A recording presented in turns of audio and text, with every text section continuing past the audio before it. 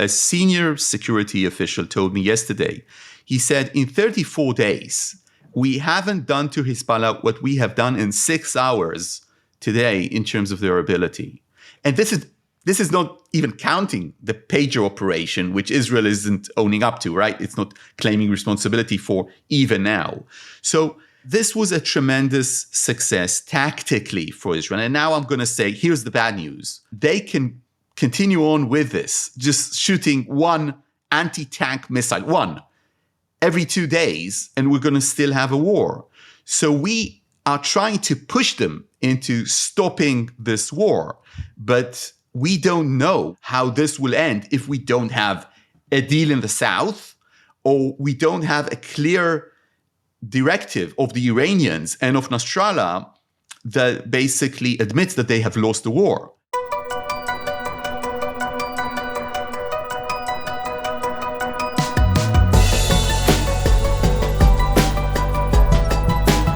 It's 7 o'clock a.m. on September 24th here in New York City. It's 2 o'clock p.m. on the 24th in Israel as Israelis continue what appears to be day 2 of a major escalation in Israel's defensive war against Hezbollah. Once again, we interrupt our programming, our special series of one-year anniversary conversations in order to bring you a special episode to cover the major escalation in the north. Nadav, this is becoming a habit. Yeah, it is becoming a habit. And, this war, at least we're interrupting your programming because of what looks like Israeli success stories in this war, and not because, other developments, which, might occur, but it gives me, a limited pleasure to do that when we can report good developments as far as the IDF is concerned in this war. Nadav, if I get a sliver of upbeatness from you, I'll take it. Okay. However we have to get it. Yeah. So, Nadav, just to go over where we are, yesterday, from what we understand from public reports, Israel struck Lebanon, hitting 1,600 targets, most of which were rocket and missile stockpiles. And what seems like it has a little bit of a feel, as you and I were discussing offline, of a pre-6-day war operation, but we can get to that. And this was followed by mass fleeing of civilians from cities in Lebanon, cities in the north, and a response from Hezbollah in the form of 200 rockets and missiles hitting Haifa and Emek Israel, which are about 100 kilometers deep into Israeli territory. So, Nadav, I have a bunch of questions, but just first, what can you tell us about this overall escalation from both sides as of today? What do we know as of today? Well, this operation was conducted by the Israeli Air Force, and you mentioned the 6 days war, and to an extent, this was the kind of operations that really developed the prestige of the Israeli Air Force. The bottom line is that Israel has reduced substantially Hezbollah's strategic ability to hit it with missiles, with rockets, with unmanned drones. And this is important for this war because, look, Hezbollah has developed 2 strategic abilities in the last 20 years. The first of which was its plans to invade to the Galilee and have in the Galilee, within the sovereign state of Israel, what Hamas has done in the Israeli southern border. So to an extent, Hamas took this from Hezbollah and led the way of the axis of resistance, the so-called axis of resistance, when entering Israel and having its ethnic cleansing in our southern towns and kibbutzim. But this was originally a Hezbollah plan. And that ability to invade the Galilee was led by an elite force within Hezbollah called the Radwan Force, which is really, the infantry, massively important force for Hezbollah.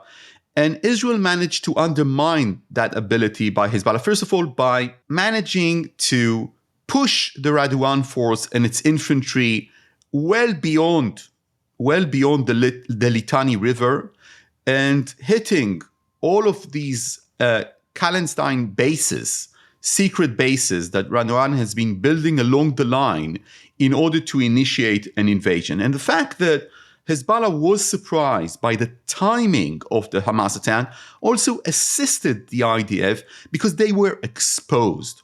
So in these months of the war, in the first year of the war, what the Northern Command, led by a general called Ori Gordon, has been doing is escalating its responses towards Hezbollah after Hezbollah opened fire and initiated war in the north on October 8th, something that we discussed, Dan, many times. Now, Nadav, just for listeners who may not be as familiar with the geography of the north, the Galilee covers, when you talk about the Galilee, we talk about the Upper Galilee. Can you just describe where that is?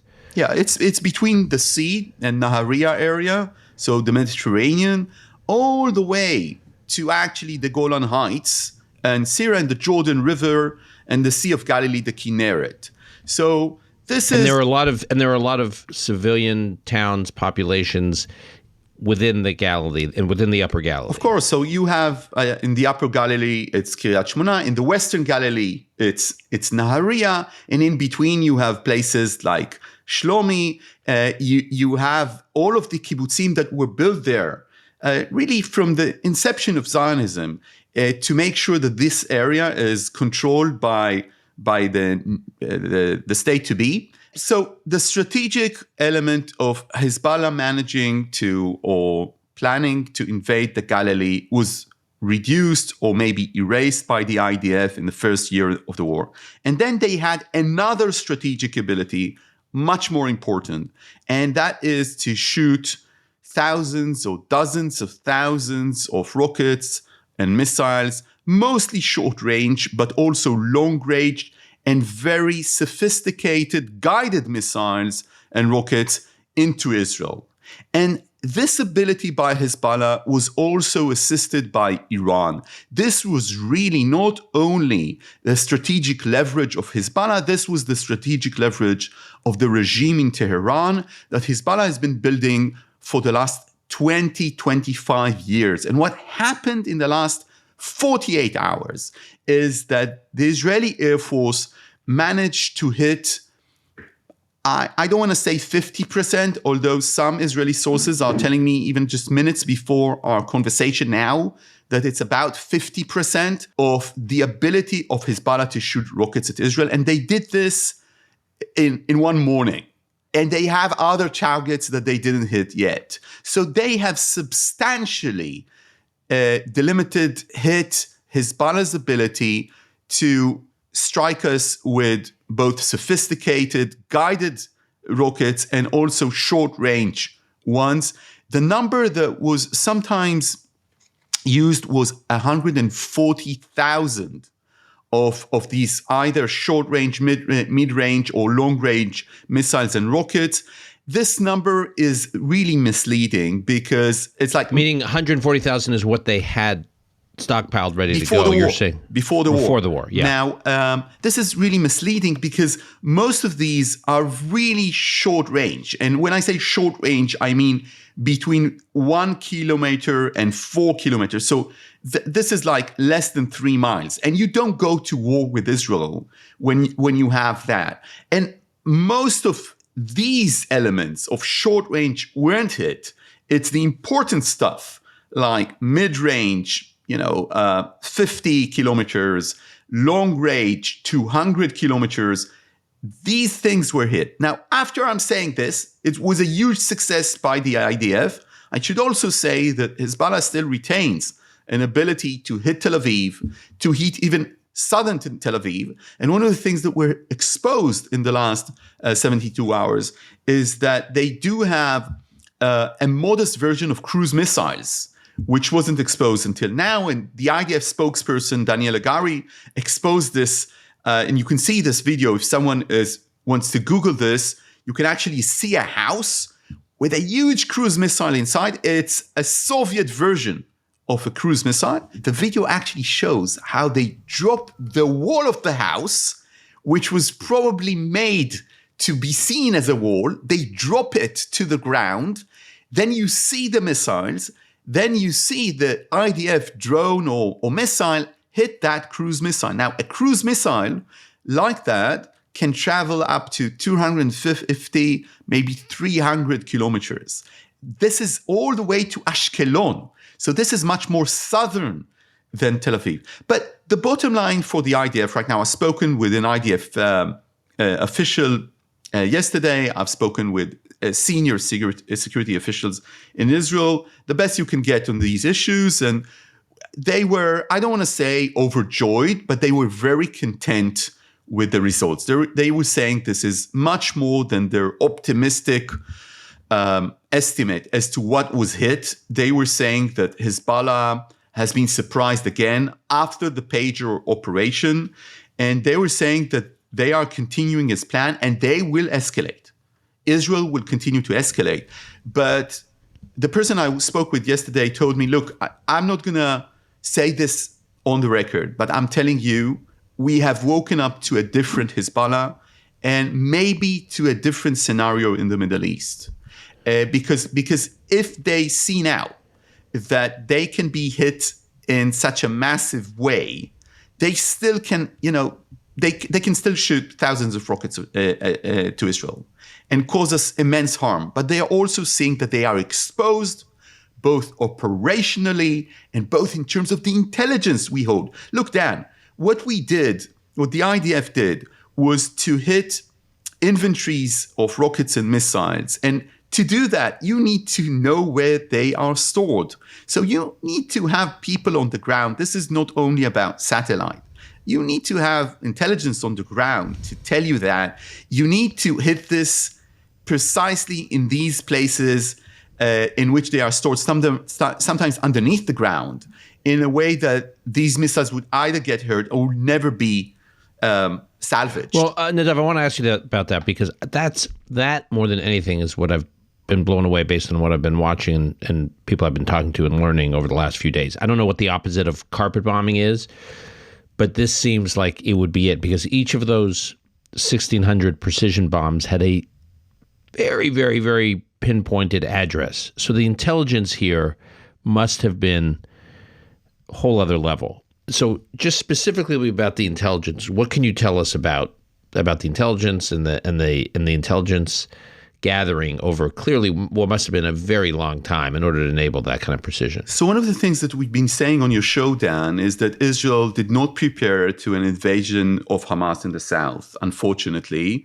It's a tragedy and it's a huge failure, maybe Israel's biggest failure in terms of security in its history. But it did prepare to the Third Lebanon War. And this is one of the reasons that the defense apparatus in Israel on October 11 was trying to push the war cabinet and Prime Minister Netanyahu to authorize a preemptive strike in the north that would have been even wider than we have just seen with the pagers and with the Air Force. And the reason they wanted that is because the IDF, as armies do, prepared to the last war it had. And the last war it had, the previous war, was the Second Lebanon War back in 2006. Which lasted 34 days. And it was not considered a success. It was not considered a success. And then, years later, Israel's changed gear on that, saying maybe it was a success because Nasrallah said, if I would have known that the kidnapping and the killing of those soldiers, those IDF soldiers, would lead to this kind of war, I wouldn't have opened it. So Ehud Olmert, then the prime minister, is still saying, this is like the Olmert doctrine. You do even a small thing for you tactically, we're going to react the way that we did. And there's a big conversation about that. But the bottom line is that the IDF wasn't happy with its own results. And they felt that this was a miss. And they felt that they should have given a better result. And they were preparing for this war together with other elements within the Israeli defense apparatus, like the Mossad, for so many years, gathering intelligence, infiltrating the Hezbollah systems, like we have seen, basically putting booby traps within the entire sphere of the Hezbollah command. And Hezbollah, again and again, is being surprised by the level of the Israeli exposure to what it's been doing from within its ranks, And this is one of the reasons that we're seeing these types of success. And I want to tell you something that a senior security official told me yesterday. He said, in 34 days, we haven't done to Hezbollah what we have done in 6 hours today in terms of their ability.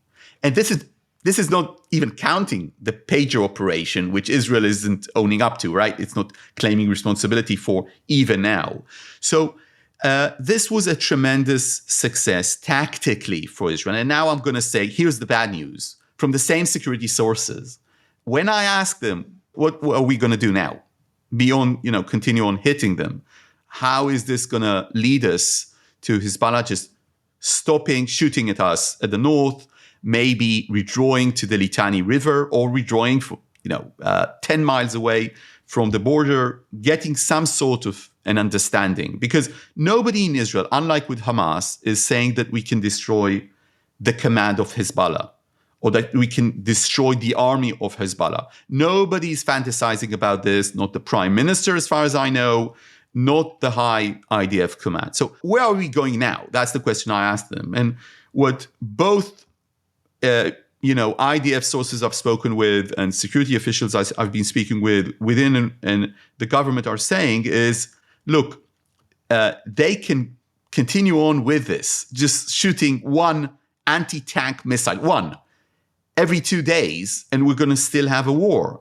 So we are trying to push them into diplomacy. We're trying to push them into stopping this war. But we don't know. We don't have a clear horizon how this will end if we don't have a deal in the south, or we don't have a clear directive of the Iranians and of Nasrallah that basically admits that they have lost the war. So I asked them, is this plausible? Is there a chance that they will just say, look, we have taken too much. We don't want Beirut to be bombed. We don't want our high command centers that, by the way, the IDF hasn't bombed yet. The high command centers of Hezbollah, they're still, I think they're empty. But, there are many targets that the IDF didn't touch yet. So I asked them, is this plausible that they'll just surrender to an extent, or at least disconnect the northern front from the southern front and say, we're willing to stop shooting in Israel?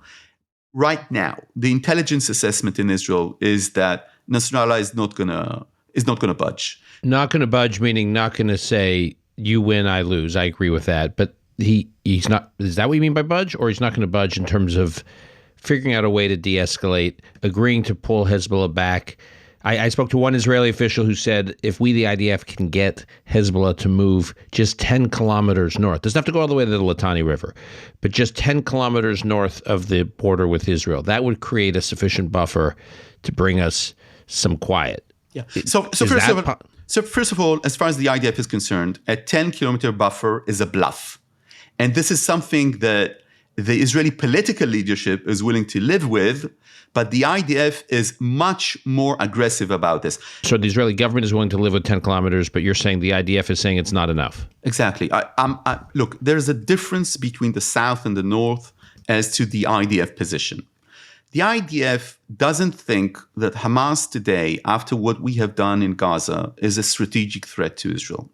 And this is the reason why the IDF has been pushing to get a hostage deal and a ceasefire that will also allow Nasrallah to climb down the tree without having a war in the north, which is, by the way, also the position of the US administration. And the reason that the IDF has been pushing for that is because they are saying, and people might not agree, we have disintegrated the Hamas high command. They are no longer of a threat to Israel on two basic senses. They cannot launch any more rocket. People in the south have returned. Many of them have returned to their houses. Those who didn't live in those kibbutzim that were completely destroyed returned to their houses in the south, and they simply cannot launch. They want to launch, but they're not launching as they would have wanted, because Israel has destroyed much of their capabilities, over 90% of their capabilities. And also, if you look at Hamas regiments, most of them don't exist anymore. And also, the IDF is in Gaza. So the IDF is there saying in Gaza, think about the day after, go for a ceasefire, get our hostages back now. This is what the IDF is saying. But as to the north, and then the political leadership in Israel is saying, You have the Philadelphia corridor. There are many things that we can't do that. And basically the defense apparatus in Israel is saying this is a bluff, right? This is not because of Philadelphia. And that's the big confrontation about Gaza. And as to the north, it's exactly the opposite. It's exactly the opposite. In the north, the government is saying it's actually Bibi. If they withdraw for 10 miles, that's enough, because we know that most of the Hezbollah forces are already beyond the Litani River, north to the Litani River. And because of that, if they withdraw from the line, we can stop. And what the IDF is saying, no, Hezbollah has not lost its strategic threat leverage on Israel. And we don't want this bluff. We want them to actually comply with 1701 UN security decision that we achieved after the Lebanon war. This is what we achieved. just UN Security Council Resolution 1701, which was passed after the last Lebanon war in 2006, which created a buffer zone, required Hezbollah to go all the way north to the Litani River, which is about 25 kilometers, and that would have that buffer zone secured effectively by UNIFIL, UN forces, peacekeeping forces, and the Lebanese armed forces. And that completely failed. Hezbollah was supposed to stay out of that area. Those forces they basically fled, the peacekeeping forces, and allowed Hezbollah to come back over the last number of years. So that's when over the next few days, I think our listeners will be hearing this UN Security Council Resolution 1701 bandied about a lot. That's what it refers to. Yeah, and of course, Lebanon is going around in international institutions and everywhere, together with a pro-Hamas choir that we hear from time to time, now blaming Israel because hundreds of Lebanese died yesterday in that attack, which was the most lethal for Lebanon since the Second Lebanon War. But what the Israelis are saying is most of these Lebanese who died are Hezbollah operatives to begin with. And the reason that this war is happening in the north is that everybody knows around the world that Hamas opened fire against Israel and had this series of massacres within Israel on October 7. But very few people actually recognize that on October 8, Hezbollah made a decision to open war against Israel together with Hamas. And there is no excuse in the north. I'll say this again. There is no occupation in the north because Israel left Lebanon in the year 2000. And the only reason for them joining is not also, there's no excuse of the Palestinian suffering because on October 8, Israel wasn't doing much, right? It wasn't doing much. It was still, reeling from the massacres, from the series of massacres and attempted ethnic cleansing on its southern border, was still clearing terrorists from its southern towns when Hezbollah decided to join this war. So there's absolutely no international excuse. And there is a a Security Council decision. And unlike with the disengagement from Gaza, the pullout from Gaza, there is also a UN Security Council decision acknowledging that Israel has withdrawn from Lebanon.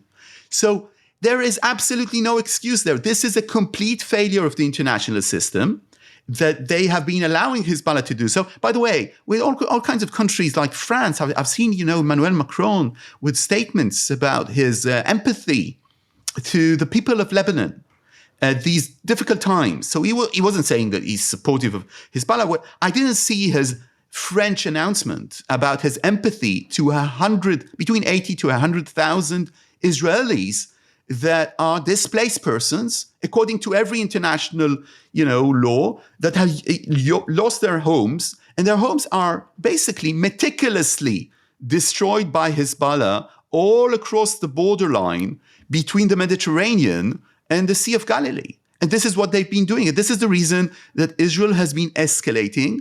And let me tell you something, Dan. If Nasrallah is going to not climb down this tree, and he's not going to use the ladders he's offered to stop the war, from what I'm hearing from Israeli sources, this escalation is going to continue. So this is not over yet. Iran's president said that the strikes on Lebanon are an Israeli, quote-unquote, trap to draw Tehran into the war. Very quickly, what does that tell us? That tells us that Iran doesn't want to join the war and that the new Iranian president, is trying to strike a different tone. And we are seeing this again and again.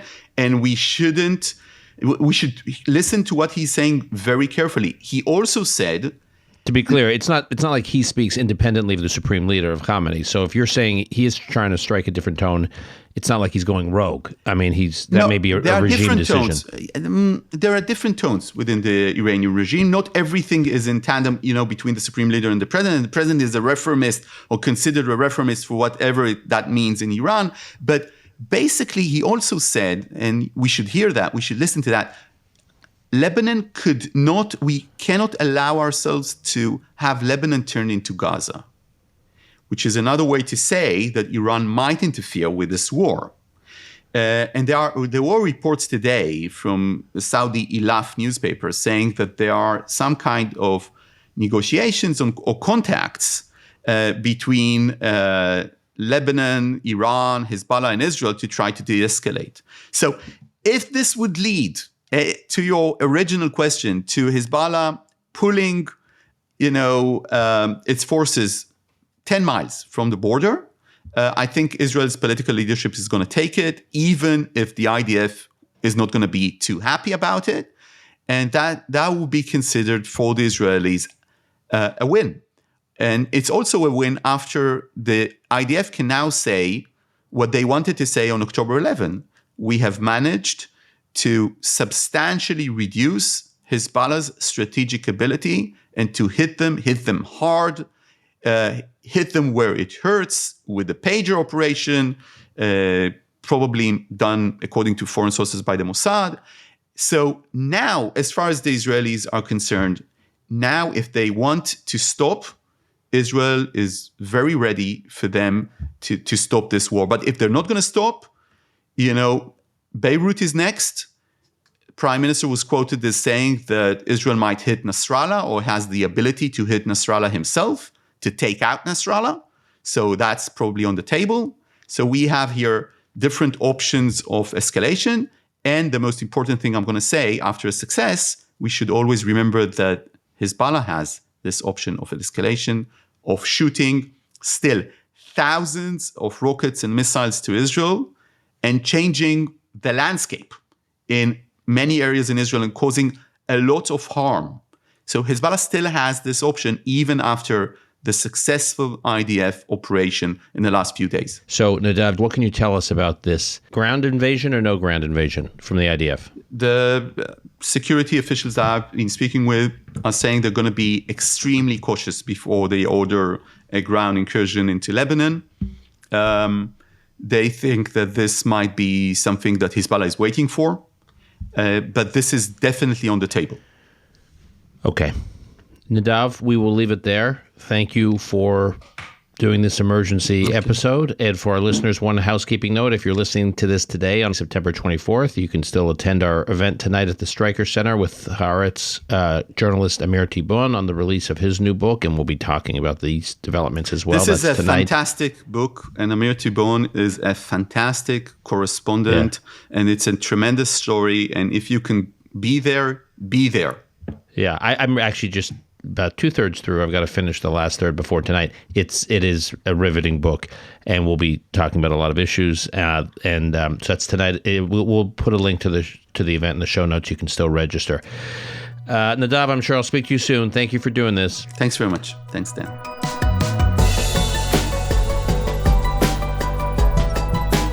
Call Me Back is produced and edited by Alon Benatar. Our media manager is Rebecca Strom. Additional editing by Martin Huergo. Research by Gabe Silverstein. Until next time, I'm your host, Dan Senor.